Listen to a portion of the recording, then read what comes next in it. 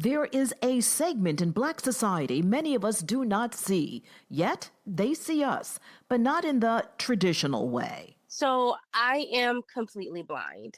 Blind, Black, and fabulous. We speak with women with vision, even though they cannot see. They are blind divas, and they do it all in Blackland. And now, as a brown person, you just feel so invisible.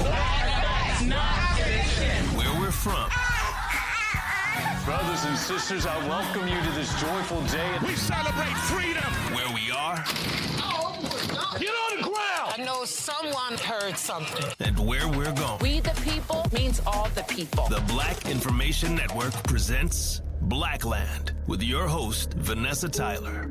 I went blind in 2010 from a condition called pseudotumor cerebri. Meet Naquela Wright-Prevo. She told you at the beginning she is completely blind. She was not born that way. How she became blind is another story. Hear that later. But she became blind at age 15. Oddly, she never saw many blind people before. I literally seen one blind person in my whole life at that time, and he was crossing the street. Eventually, she did meet other blind people, one in particular, Krystle Allen. They bonded like sisters. I am legally blind, and me and Naquela, we actually are the first to meet each other with our condition because we were both teenagers when we were diagnosed and when we began losing our eyesight. The two Black women started the nonprofit Eyes Like Mine. That was 10 years ago. Since then, they became part of this unseen world. They created their own community of mostly Black women who are fierce and fabulous, so much so somebody has to do their story, how they navigate the world, white cane and all. Somebody did.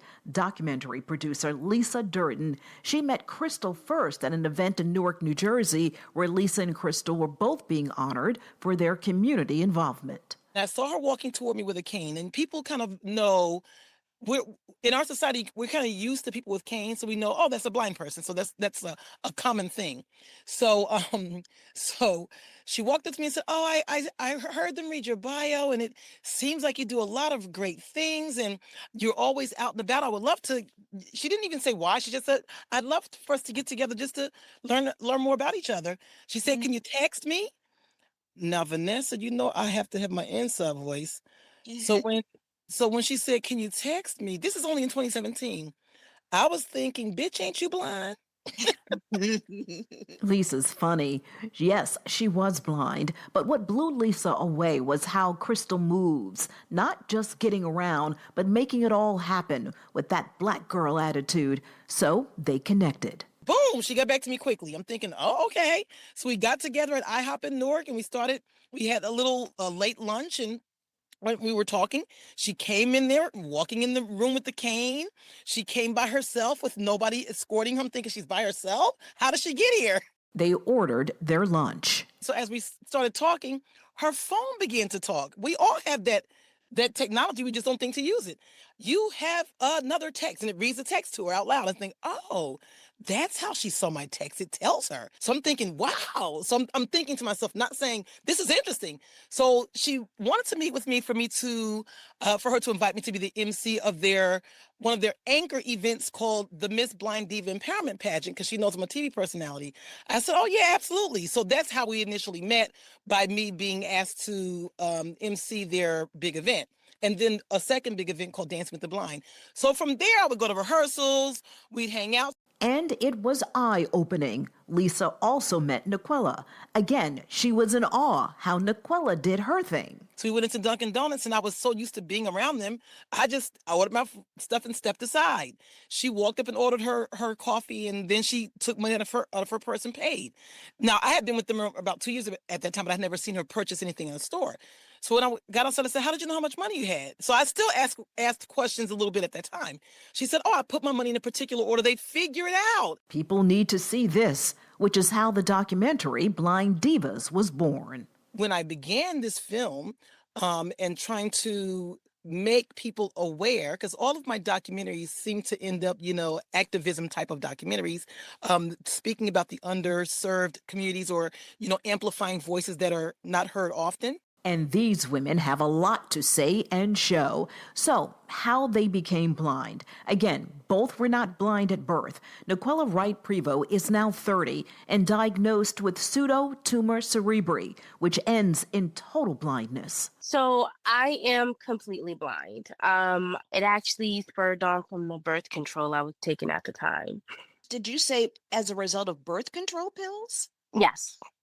And that's a side effect? I've never even heard of that before. So it can be a side effect in some women. It is a class action suit going on because of that. It's not even on the warning label. At the time when I went blind, it was very rare.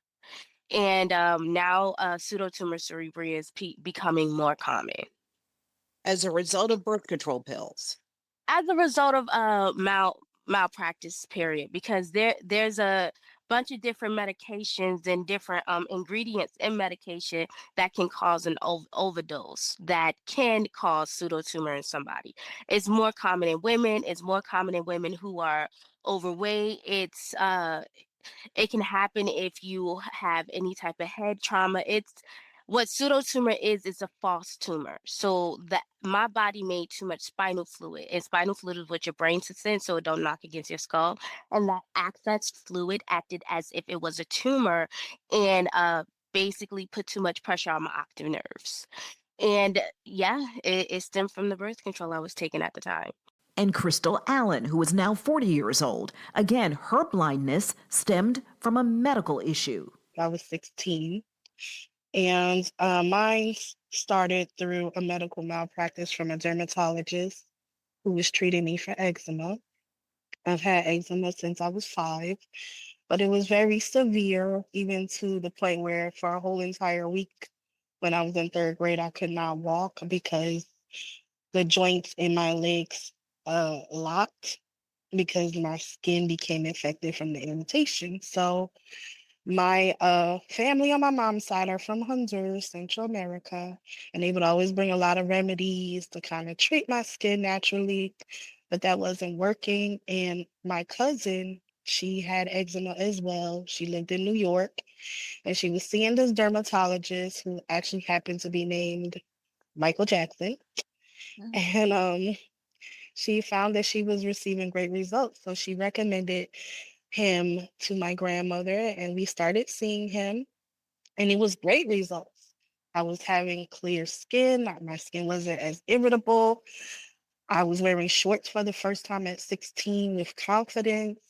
But within that year of treatment from the dermatologist, I started having really, really bad headaches all day and night, vomiting clear fluid, being unbalanced when walking. And my vision wasn't yet affected, but I noticed that some of my peers and even some doctors, sometimes when they would look in my eyes, they would say, wow. And I'd be like, what are you guys saying wow at?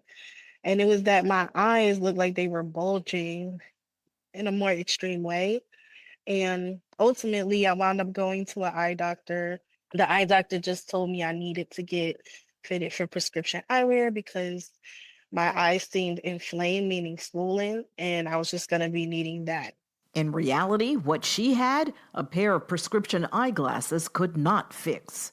But I noticed I wasn't receiving any relief, and I came back to the same eye clinic at the hospital, and there was a different optometrist there who did more of a thorough examination of me.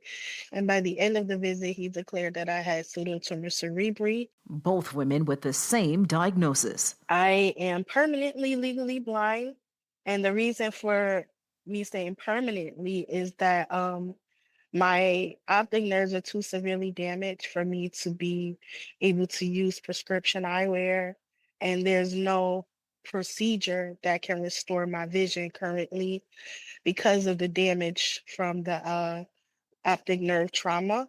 The way it was determined that I developed this pseudotumor because of the medication I was on from the dermatologist. The neurologist who was trying to figure out the root on why I developed this, he told me that when he evaluated my prescription history, there were 7 out of the 25 medications prescribed by the dermatologist that contained tetracycline.